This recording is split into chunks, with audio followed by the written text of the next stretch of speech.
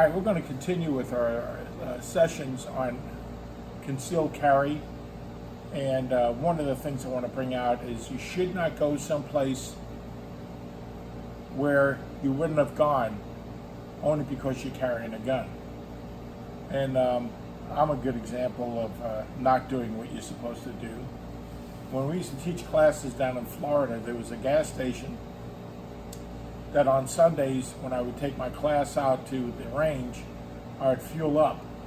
Well, this gas station was probably robbed at least 3 times a year, but you could save 5 cents a gallon by filling up.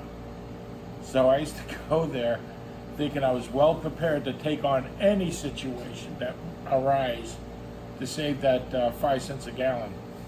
And my vehicle holds 20 gallons, so I was saving $1. Now, if I got involved in a confrontation there, not only would we have to worry about somebody getting hurt, but also about hiring a lawyer to get me out of the trouble that I got myself into because I shouldn't have been there in the first place. So the moral of the story is, when you have your concealed carry, okay, it doesn't give you permission to go to places that you normally would not have gone because it's a dangerous situation. So just learn from that. All right.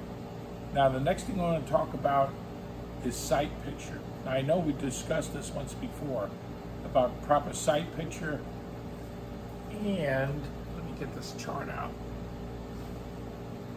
Sight alignment.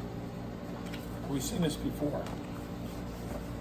Now, but being that if you practiced and you're proficient enough to tear a little hole in your paper at 20 feet, then we can start going into this multiple shooting. And what I want to show you that, yeah, this is proper sight alignment, but what our eyes are going to see is something completely different. It's called sight picture. You notice that the front sight, or the red, isn't focused, and the rear sight is slightly out of, or blurry, okay? Now, I'm going to do something real quick.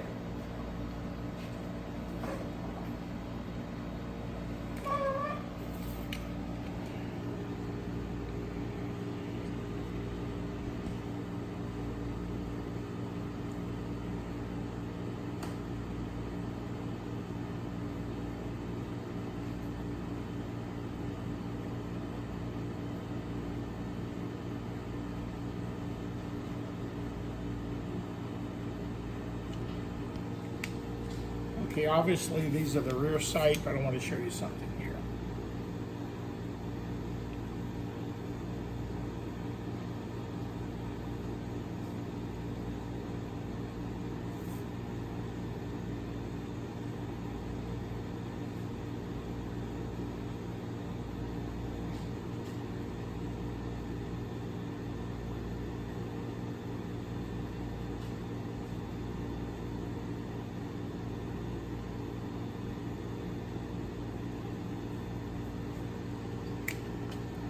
Now the black is indicating the rear sight, okay, and the front sight being the red.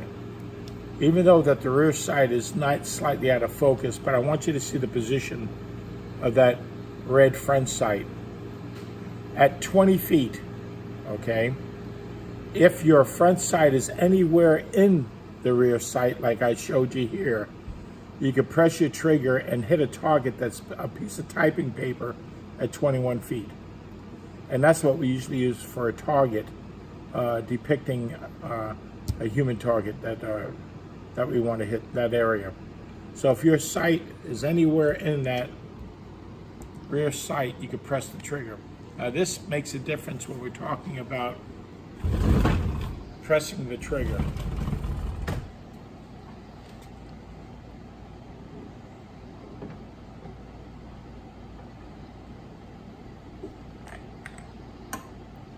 Now, before we talked about trigger reset, okay, I'm going to demonstrate. The weapon is clear.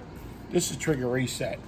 I press the trigger, the gun recycles, and watch how far my front finger has to, or my trigger finger has to move before you hear the audio click and it's ready to shoot again. Very close. So this is how we do our rapid firing, okay? Now also with this, we'll do a porpoising effect. In other words, when we fire, the gun's going to recoil. I want you to force the front sight back into the rear sight. Okay? And when the gun cycles, as soon as it's in the front sight, you get firing in. So more or less, it's like a porpoising effect of placing the trigger to all the way to the rear until the gun cycles, forcing the front sight back down in the sight, and then pressing the trigger again, on and on and on. Okay? This is how we make multiple shots quickly and hitting our target 20 feet away. Okay, I'm going to stop right now, and that'll be the end of this lesson. But if you have any questions, again, give us a call at 573-288-3836. It's the Flour Mill and Trading Post, Canton, Missouri. Thank you.